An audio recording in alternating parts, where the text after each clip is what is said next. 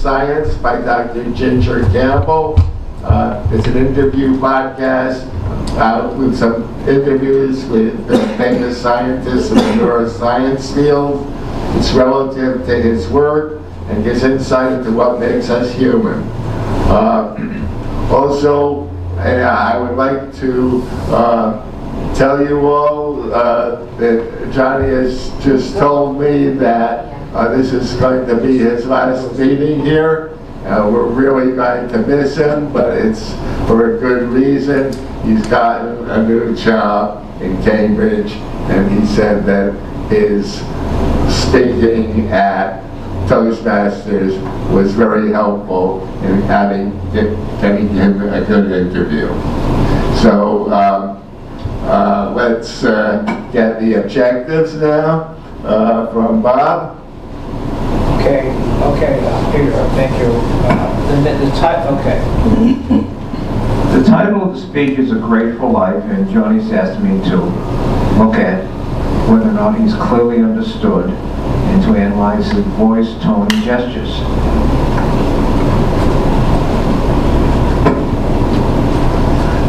Okay. So, Johnny.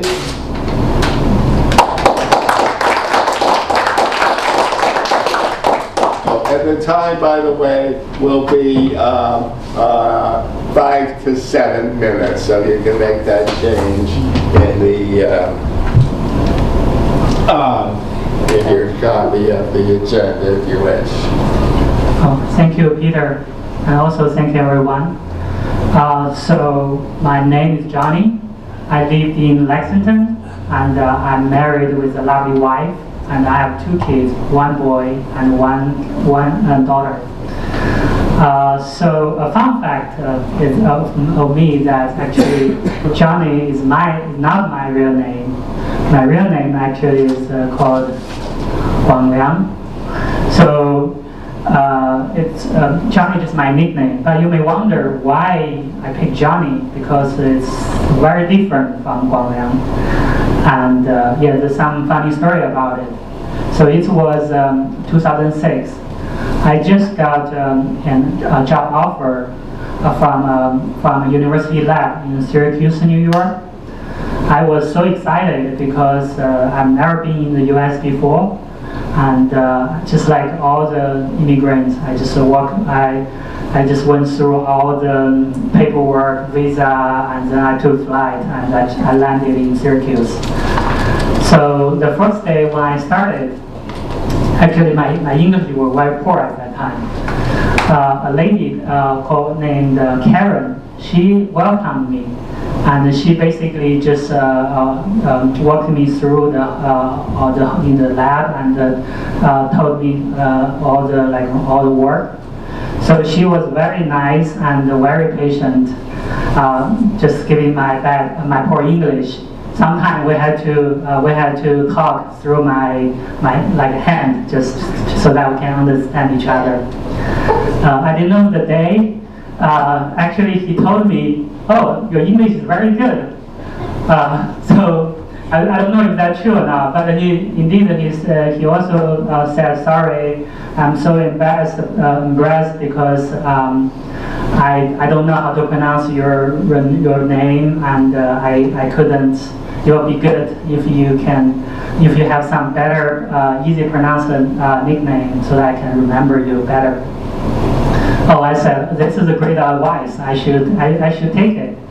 And when I thought about some names. So the first one just come out is Johnny. Why? Because I just watched a movie a day before on the plane, the Parents of the Caribbean, and the actor is Johnny Depp, so which is my favorite. I said, "How about Johnny?"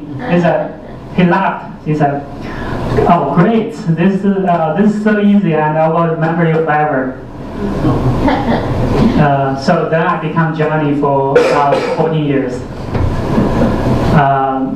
So another story about my childhood. I was born in a small village in central China in 1980. When my mother got pregnant, is also when the one-child policy just get effective nationally.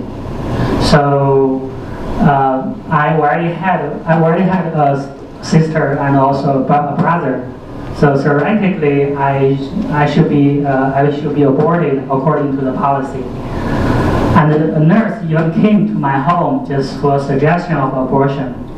And also the hospital wouldn't take my mother because the violation may cause a shutdown of the hospital. So it was very tough for a pregnant woman at that time. After very long debating, my mother finally decided to give birth to me because she wanted to give me a chance. And also a midwife from a neighbor. So she was very kind. She came to help my mother for the delivery. When I was born, my family had to pay a lot of money just for the penalty. And besides that, I don't have any official registration because it will cause trouble to the local agency. So I don't have any official registration for 4 years. In Chinese, some kids like me just like are called like black kids. So I was a black kid for 4 years. But I was a kid, so I know nothing about it, and the official registration stamp has no matter to me. So I just happily play with my family and my friends. But it's started becoming issue when I approach into school age, because without the official registration, I couldn't go to public school. At that time, my father was worked in an oil field company. He was a geophysical engineer. He just tried to explore the land and decide whether there's any oil on the ground. He worked very hard, and he was also on a very important role in his department. But considering my black kid situation, he decided to sacrifice his career by demoting to a less important role. As an exchange of the deal, the company actually prepared all the documents to grant me official registration based on some human reason. So after 4 years, I eventually get my official registration, and then I can eventually go to the public school just like any other kids. So it has been almost 40 years since I'm born. I still feel very grateful to my parents. My mother gave me my life, and my father gave me my identity. So both are so easy to any other kid, but it's very difficult to me.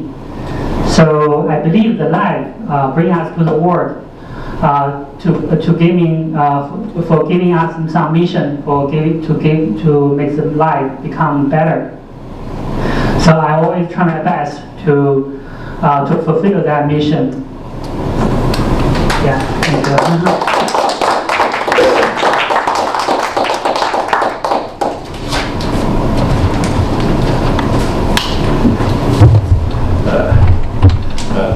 Very moving story.